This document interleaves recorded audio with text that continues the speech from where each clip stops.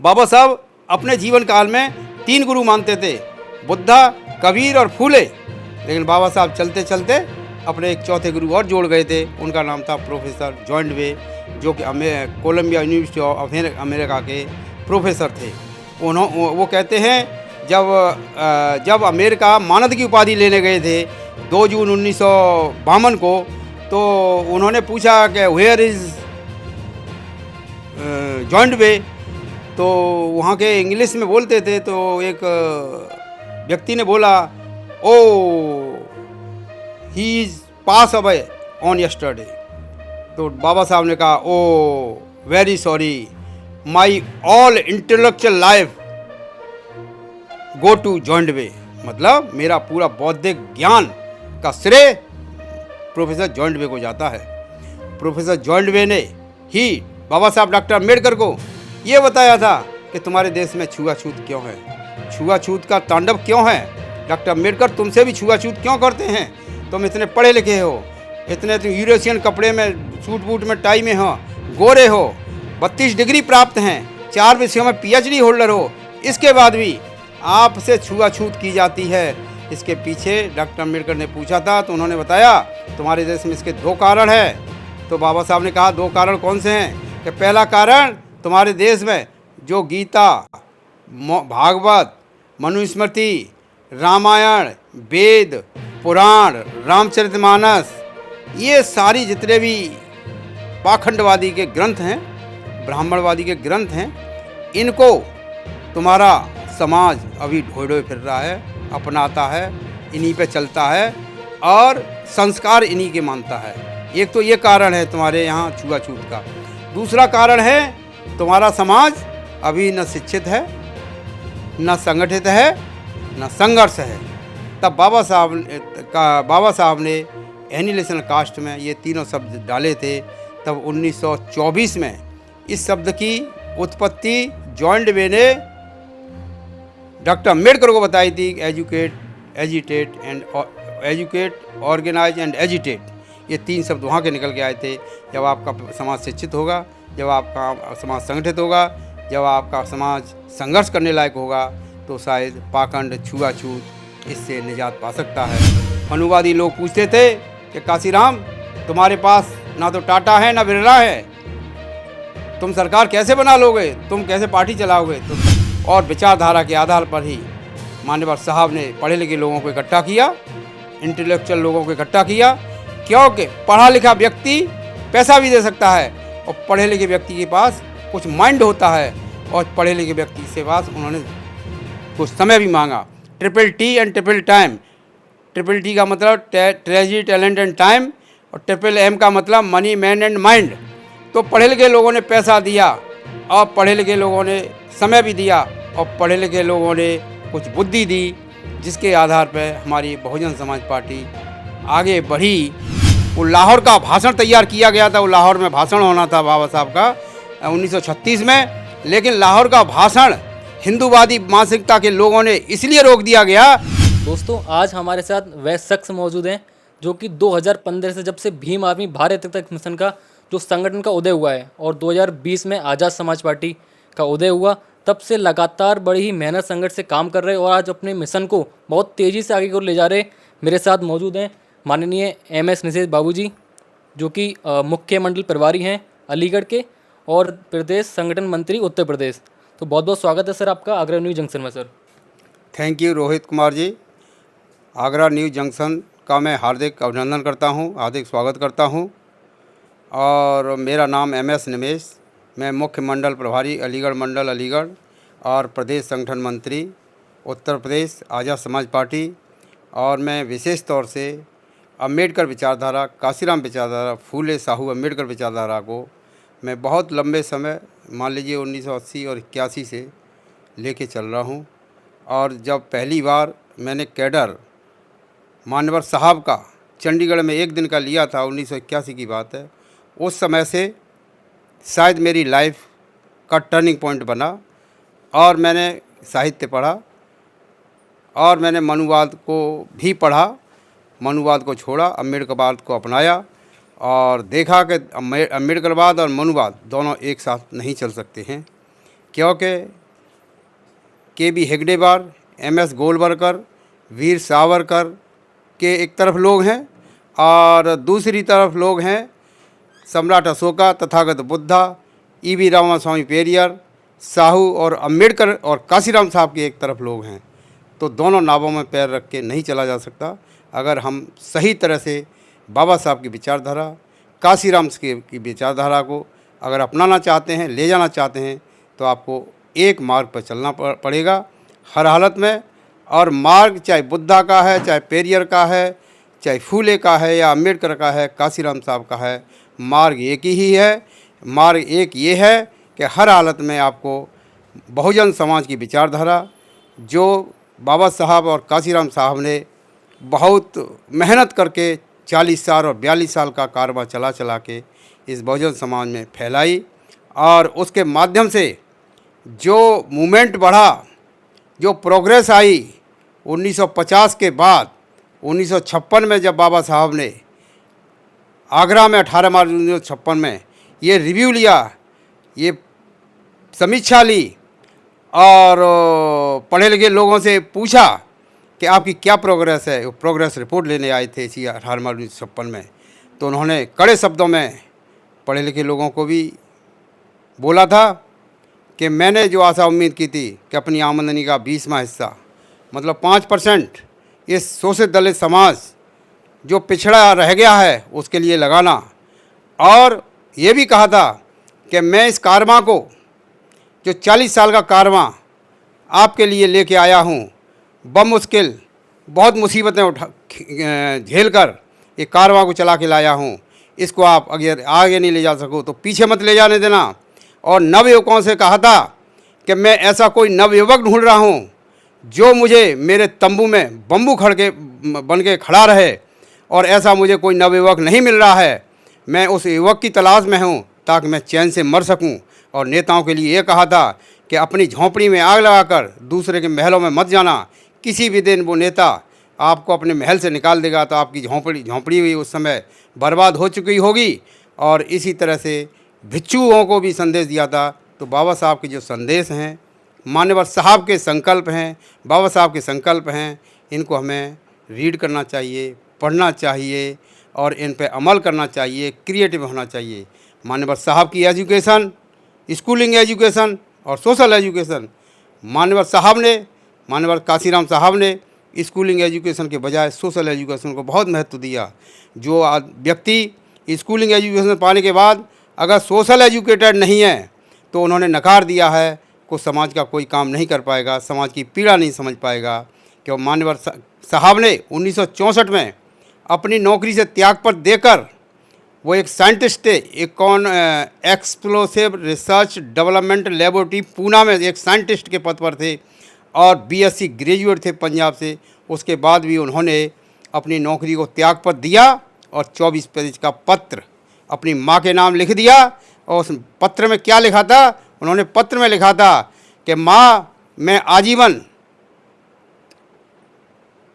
अविवाहित रहूँगा, मैं पूरी जीवन बहुजन समाज के बीच में काम करूँगा, मैं अपना कोई बैंक बैलेंस मकान नहीं बनाऊँगा, मैं किसी भी ब्याह शादी समारोह में शामिल नहीं हूँगा, और मैं बाबा साहब डॉक्टर अम्बेडकर के छूटे हुए अधूरे कारवां को पूरा करने का संकल्प लेता हूँ, और मैं आजीवन अपने घर वापस नहीं जाऊँगा। जो काशीराम साहब ने ये कहा, लेकिन इसके पीछे कहने के पीछे कारण क्या था?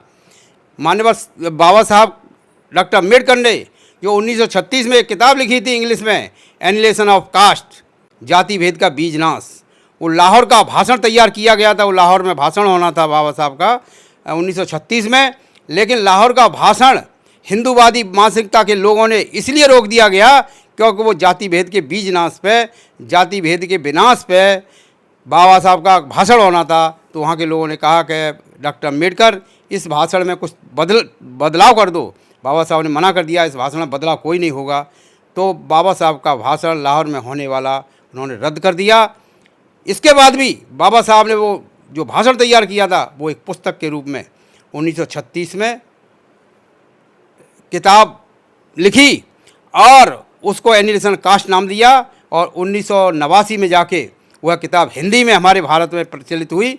और क्योंकि काशीराम साहब इंग्लिश जानते थे, पढ़े लिखे वैज्ञानिक थे, तो उन्होंने 1964 में काशीराम साहब ने नौकरी करते हुए वो किताब 3 बार पढ़ी और 3 बार पढ़ने के बाद उनके साथ जो हमारे वाल्मीकि समाज के एक 4th क्लास कर्मचारी उनके साथ नौकरी में करते रहते थे, दीना भाना, माननीय दीना भाना जी, उनको त्यागपत्र दे दिया कि मेरा त्यागपत्र दे आओ। और त्यागपत्र देने के बाद उन्होंने नौकरी छोड़ दी। और नौकरी छोड़ने के बाद मान्यवर साहब ने 1973 में बामसेब का बीजारोपण किया। उसके बाद 1978 में बामसेब का रजिस्ट्रेशन किया। 1981 को DS4 बनाई और उसका बुद्धिस्ट रिसर्च सेंटर भी बनाया 85 में। और 1984 में उन्होंने 14 अप्रैल 1984 को BSP की स्थापना की। BSP की स्थापना करने के बाद 1989 में इसी बिजनौर लोकसभा से हमारी मायावती जी सांसद हुई। और उस समय बिजनौर लोकसभा थी, लेकिन आज के टाइम में बिजनौर लोकसभा अलग हो गई है और नगीना लोकसभा अलग हो गई है। तो नगीना लोकसभा से हमारे भाई एडवोकेट चंद्रशेखर आज़ाद, जिसको hot seat of India in 2024 parliament election में डिक्लेयर किया गया है, वहाँ से 5,13,000 वोटों से विजयी हुए हैं। और उसके बाद काशीराम साहब ने जो इतना बहुजनों का आंदोलन चलाया, ये कह के कि मैं अपनी विचारधारा के बलबूते पे, कोई धन दौलत नहीं, विचारधारा के बलबूते पे, और इस समाज के लोगों को, बहुजनों को, शूद्रों को, अतिशूद्रों को, दलितों को, पिछड़ों को उत्तर प्रदेश के विधानसभा की सीढ़ियाँ और लोकसभा की सीढ़ियाँ संसद की चढ़ा के रहूँगा। मनुवादी लोग पूछते थे कि काशीराम, तुम्हारे पास ना तो टाटा है ना बिरला है, तुम सरकार कैसे बना लोगे, तुम कैसे पार्टी चलाओगे? तो काशीराम कहते थे कि मेरे पास टाटा नहीं है, बिरला नहीं है, लेकिन हाँ मेरे पास एक अटूट विचारधारा, और विचारधारा भी दृढ़ विचारधारा, रिजिड डिटरमेंट है, जिसके आधार पर मैं अपने लोगों को समझा सकता हूँ और लोग मेरे समझ भी जाएंगे। और विचारधारा के आधार पर ही मान्यवर साहब ने पढ़े लिखे लोगों को इकट्ठा किया, इंटेलेक्चुअल लोगों को इकट्ठा किया, क्योंकि पढ़ा लिखा व्यक्ति पैसा भी दे सकता है और पढ़े लिखे व्यक्ति के पास कुछ माइंड होता है, और पढ़े लिखे व्यक्ति से पास उन्होंने कुछ समय भी मांगा। TTT and triple time. TTT का मतलब ट्रेजरी, टैलेंट एंड टाइम, और MM का मतलब मनी, मैन एंड माइंड। तो पढ़े लिखे लोगों ने पैसा दिया और पढ़े लिखे लोगों ने समय भी दिया और पढ़े लिखे लोगों ने कुछ बुद्धि दी, जिसके आधार पर हमारी बहुजन समाज पार्टी आगे बढ़ी। और ये प्रचलित है कि हमारा समाज जो शूद्र समाज है, जो पढ़े लिखे व्यक्ति की इमिटेट करता है, उसे फॉलो करता है, उसका समर्थन करता है, अनुसरण करता है। क्योंकि यदि गांव में एक व्यक्ति कोई पढ़ लिख जाए तो उसके पीछे ही हमारा समाज चलने का प्रयास करता है। इसी के आधार पर मान्यवर साहब ने जो स्कूल एजुकेशन के बारे में बताया, इसी के आधार पर बाबा साहब ने भी एजुकेशन को बहुत जोर दिया था। और बाबा साहब ये जो सीख के आए, अपना पूरा बौद्धिक ज्ञान कोलंबिया यूनिवर्सिटी ऑफ अमेरिका के जो प्रोफेसर थे जॉन डवे, उन्होंने अपने बौद्धिक ज्ञान का संपूर्ण श्रेय उनको दिया। बाबा साहब अपने जीवन काल में 3 गुरु मानते थे, बुद्धा, कबीर और फूले, लेकिन बाबा साहब चलते चलते अपने एक चौथे गुरु और जोड़ गए थे। उनका नाम था प्रोफेसर जॉन डवे, जो कि कोलंबिया यूनिवर्सिटी ऑफ अमेरिका के प्रोफेसर थे। वो कहते हैं जब अमेरिका मानद की उपाधि लेने गए थे 2 जून 1952 को, तो उन्होंने पूछा कि वेयर इज़ जॉन डवे, तो वहाँ के इंग्लिश में बोलते थे, तो एक व्यक्ति ने बोला, oh he is pass away on yesterday. तो बाबा साहब ने कहा, oh very sorry, my all intellectual life go to John Dewey, मतलब मेरा पूरा बौद्धिक ज्ञान का श्रेय प्रोफेसर जॉन डवे को जाता है। प्रोफेसर जॉन डवे ने ही बाबा साहब डॉक्टर अम्बेडकर को ये बताया था कि तुम्हारे देश में छुआछूत क्यों है, छुआछूत का तांडव क्यों है, डॉक्टर अम्बेडकर तुमसे भी छुआछूत क्यों करते हैं, तुम इतने पढ़े लिखे हो, इतने तुम यूरोशियन कपड़े में, सूट बूट में, टाई में हो, गोरे हो, 32 डिग्री प्राप्त हैं, 4 विषयों में PhD होल्डर हो, इसके बाद भी आपसे छुआछूत की जाती है। इसके पीछे डॉक्टर अम्बेडकर ने पूछा था तो उन्होंने बताया तुम्हारे देश में इसके 2 कारण हैं। तो बाबा साहब ने कहा 2 कारण कौन से हैं? कि पहला कारण तुम्हारे देश में जो गीता, भागवत, मनुस्मृति, रामायण, वेद, पुराण, रामचरितमानस, ये सारी जितने भी पाखंडवादी के ग्रंथ हैं, ब्राह्मणवादी के ग्रंथ हैं, इनको तुम्हारा समाज अभी ढोए ढोए फिर रहा है, अपनाता है, इन्हीं पे चलता है और संस्कार इन्हीं के मानता है। एक तो ये कारण है तुम्हारे यहाँ छुआछूत का। दूसरा कारण है तुम्हारा समाज अभी न शिक्षित है, न संगठित है, न संघर्ष है। तब बाबा साहब ने एनिलेशन कास्ट में ये तीनों शब्द डाले थे। तब 1924 में इस शब्द की उत्पत्ति जॉइंट वे ने डॉक्टर अम्बेडकर को बताई थी। एजुकेट, ऑर्गेनाइज एंड एजिटेट, ये 3 शब्द वहाँ के निकल के आए थे। जब आपका समाज शिक्षित होगा, जब आपका समाज संगठित होगा, जब आपका समाज संघर्ष करने लायक होगा, तो शायद पाखंड, छुआछूत इससे निजात पा सकता है। और तुम्हारे देश में जाति एक ऐसा बीज है कि सब कुछ भारत में इसी को ध्यान में रखते हुए किया जाता है। क्योंकि काशीराम साहब ने लिखा है कि जाति और जाति व्यवस्था और वर्ण व्यवस्था एक बिना सीढ़ी के 4 मंजिला इमारत है, जिसमें कोई भी सीढ़ी नहीं है। जो जिस महल में है वो उसी महल में, उसी मंजिल में रहेगा। ऊपर का आदमी नीचे नहीं आ सकता, नीचे का आदमी ऊपर नहीं आ सकता। तो ये काशीराम साहब ने कहा। और काशीराम साहब का जो त्याग रहा, जो डेडिकेशन रहा, काशीराम साहब ने एक कैडर में कहा था कि मेरा जो 1 दिन का कैडर ले लेगा वो कि MLA बनने की कैपेसिटी और ज्ञान क्षमता प्राप्त कर सकता है। और जिसने मेरा 2 दिन का कैडर ले लिया वो एक MP पार्लियामेंट मेंबर बनने की क्षमता और उसके बराबर ज्ञान हासिल कर सकता है। और जिस दिन मेरा 5 दिन का कैडर ले लिया वो इस प्रदेश को और देश को चलाने लायक एक शासक बना सकता हूँ मैं। इतनी मेरे विचारधारा में, मेरे कैडर में इतनी ताकत है। और कहा था कि मेरे विचारधारा इस भारत देश में 10,000 साल तक जिंदा रहेगी। वो क्यों रहेगी?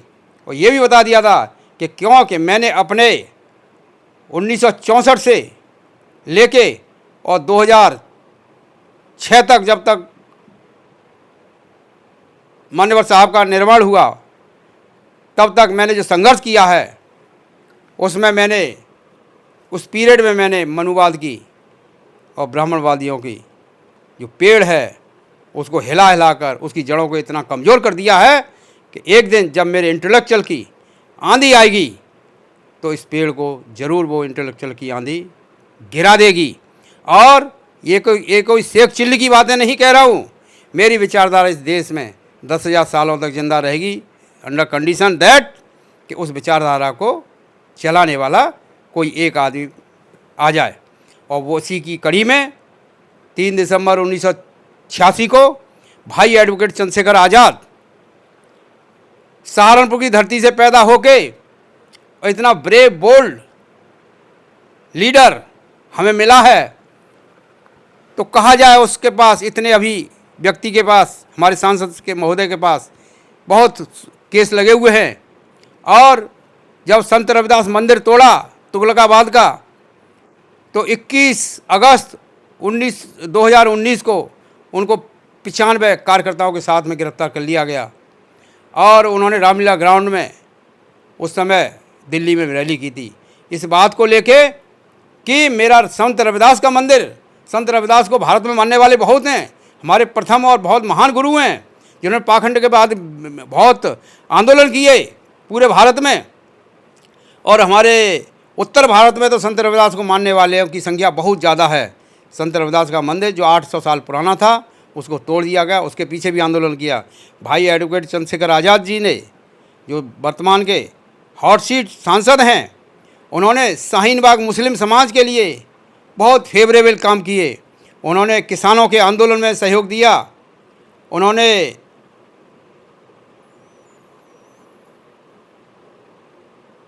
मिलिट्री में भर्ती होने वाले जवानों के लिए अपनी लड़ाई लड़ी। उन्होंने पुलिस में भर्ती होने वाले सिपाहियों के लिए, पुलिस कर्मचारियों के लिए और ड्यूटी के लिए 7 घंटे की डिमांड रखी। और ऐसे सांसद पहले पैदा हुए हैं जो अपने शूद्रों की समस्या को लेके संसद से लेके, सड़कों से लेके संसद तक, और संसद से नहीं पीछा छोड़ते, वो करस्पॉन्डेंस लिखा पढ़ी पत्र के माध्यम से संबंधित मंत्रालय को भी अपना पत्र लिखते हैं। जिस तरह से उन्होंने अभी एयरपोर्ट की मांग अपने नगीना लोकसभा में की है, उन्होंने एम्स की मांग अपने नगीना लोकसभा में की है, और ये कहा है कि धामपुर स्टेशन और नगीना रेलवे स्टेशन से सुपरफास्ट गाड़ियाँ, राजधानियाँ बॉम्बे, कलकत्ता और मद्रास के लिए शुरू होनी चाहिए। उन्होंने पहली बार कोई सांसद ऐसा देखा जिसने बिजनौर ज़िले के और लोकसभा नगीना में बिजनौर ज़िले के IAS, IPS, PCS, SDM, DM, SSP सारे अधिकारियों को कीचड़ में चलवा के ये दिखवा दिया कि रास्ते कैसे बने हुए हैं। ये मेरा लोकसभा नगीना है, क्षेत्र है, मुझे यहाँ से वोट मिला है, मैं यहाँ से जीता हूँ और मुझे आगे भी वोट लेना है, तो मेरे रास्ते ऐसे होने चाहिए। चकाचौंध तो कीचड़ में अधिकारियों को दौड़ा दिया। ये भी वहाँ की पिक्चर है। भाई चंद्रशेखर आज़ाद हमारे जब ऑस्ट्रेलिया गए और इटली गए तो उनसे 40 देशों के लोग मिलने आए और उनको वहाँ पे काफ़ी सोने चांदी के मुकुट और काफ़ी उपहार दिए गए। वो वहीं पे लौटा के आए। तो कहने का मतलब ये है कि मैं जो आज सपोर्ट कर रहा हूँ चंद्रशेखर भाई, एडवोकेट चंद्रशेखर भाई आज़ाद को, जो सांसद हैं आज़ाद समाज पार्टी को, वो इसलिए सपोर्ट कर रहा हूँ, इसलिए उनके लिए मेहनत कर रहा हूँ इस उम्र में कि इस समय शूद्रों दलितों का उत्तर प्रदेश क्या इंडिया भर में कोई भी उनकी पार्टी का नेतृत्व करने, कोई भी उनका नेतृत्व करने वाली पार्टी नहीं है। अकेली ये एक ऐसी पार्टी बची है, क्योंकि हमारे जो दूसरी पार्टी थी जिसको हम पहले से अपनी पार्टी मानते चले आए थे, वो 2012 से 2024 तक आप आकलन करके देखिए कि उन्होंने 14 में MP का चुनाव हुआ तो 0, और 22 में MLA का उत्तर प्रदेश में चुनाव हुआ तो 0 MLA, और 24 में जब पार्लियामेंट के इलेक्शन हुए तो भी 0। 12 साल में उन्होंने कोई भी समाज की तरफ ध्यान नहीं दिया। ये समाज जिसके 5 करोड़ वोटर हैं उत्तर प्रदेश में, जिसकी लगभग बहुजन समाज की 110 करोड़ इंडिया भर में जनसंख्या है, 28 करोड़ शेड्यूल कास्ट की भारत में जनसंख्या है, और शासन मनुवादियों का है, शासन भगवाधारियों का है।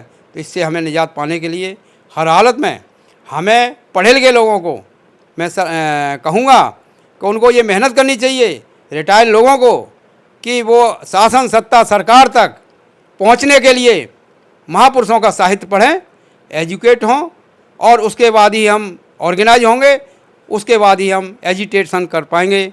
थोड़ा सा आपको जो प्रोग्राम कर रहे हैं आप 25 तारीख को लेकर आगरा में, और आप अलीगढ़ मंडल के मुख्य प्रभारी भी हैं, तो वहाँ भी कुछ प्रोग्राम है चंद्रशेखर आज़ाद जी का? देखिए, मैं आपको क्लियर कर दूं कि 25 मई को भाई एडवोकेट चंद्रशेखर आज़ाद जी का, जो हमारे राष्ट्रीय अध्यक्ष आज़ाद समाज पार्टी हैं और वर्तमान में लोकसभा नगीना के सांसद भी हैं और भीम आर्मी के चीफ भी हैं, उन्होंने ये बीड़ा उठाया है कि उत्तर प्रदेश में जो 18 मंडल हैं, 18 मंडलों में उन्होंने 5 अप्रैल से कार्यक्रम सेट किए हैं, और प्रत्येक कार्यक्रम प्रत्येक संडे में होगा और रेगुलर होंगे, कोई भी संडे खाली नहीं जाएगा।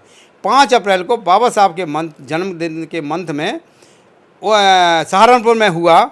उसके बाद भाई विदेश चले गए, तो अगला दूसरा कार्यक्रम 11 मई को हमारा मेरठ मंडल का हापुड़ में हुआ, और तीसरा कार्यक्रम हमारा 18 मई को गाजीपुर में हुआ। तो अब चौथा कार्यक्रम हमारा ये आगरा मंडल का आगरा के सूर्य सदन प्रेक्षागृह में होने जा रहा है।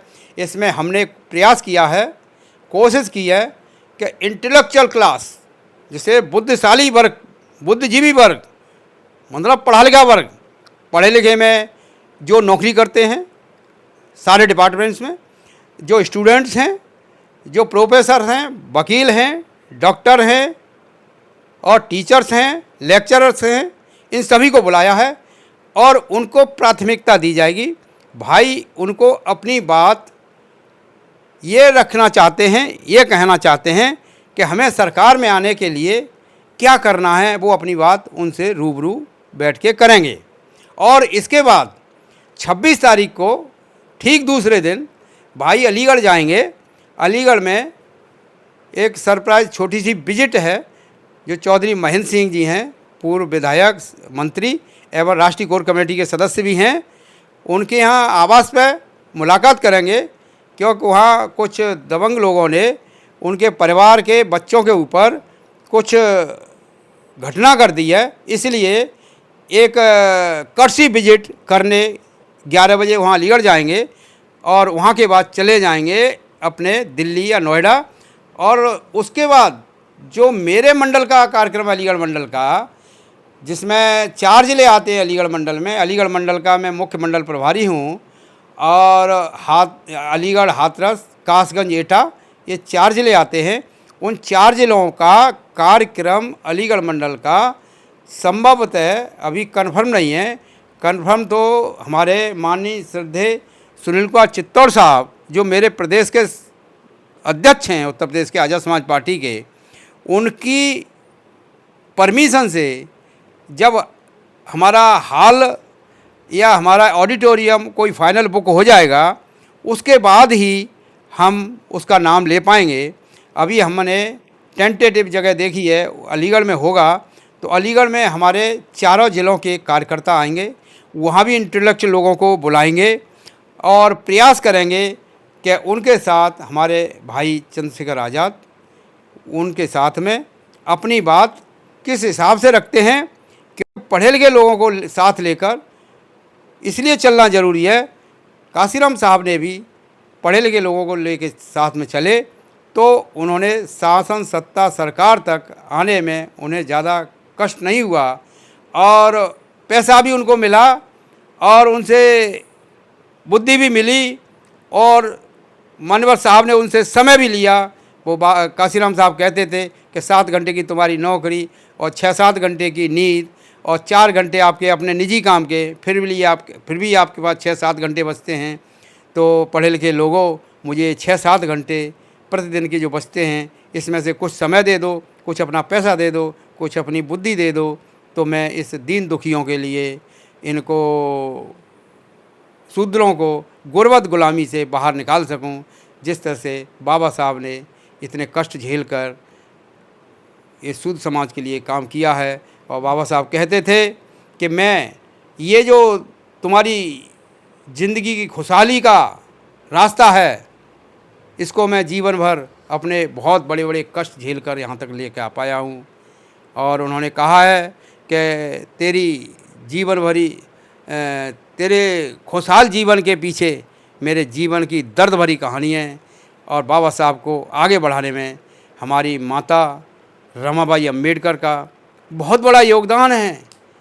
उन्होंने इतना त्याग, डेडिकेशन, कुर्बानी किया है कि बाबा साहब, उनके कारण ही कोलंबिया यूनिवर्सिटी ऑफ अमेरिका और economic research, London school of economics में जो उनको डिग्रियां मिली, वो उनके कारण ही मिली। उन्होंने उस्मानिया यूनिवर्सिटी हैदराबाद में भी पढ़ाई की और बॉम्बे यूनिवर्सिटी में भी पढ़ाई की। और उन्होंने ये कुछ AMU अलीगढ़ और BHU बनारस, यहाँ की यूनिवर्सिटी के लोगों ने भी, यहाँ की यूनिवर्सिटी के प्रोफेसर्स ने भी और VC ने भी बाबा साहब को विश्व का विद्वान व्यक्ति घोषित करने में अपना संकोच नहीं किया है। बिल्कुल। अच्छा, जैसे जो आपका जो प्रोग्राम होने जा रहा है, उसमें कितने लोग आने की संभावना है सर? हमारे प्रोग्राम में कार्यकर्ता के रूप में तो काफ़ी लोग आएंगे, लेकिन श्रोता के, ऑडियंस के रूप में लगभग 1000 के आसपास लोग बैठेंगे। चलिए, बहुत बहुत धन्यवाद सर समय देने के लिए। तो आपने देखा सर ने जिस तरीके से बताया, जो बातें बताएं जो अम्बेडकर, कांसीराम जी को लेकर, जो आप तक शायद आज तक नहीं पता होगी,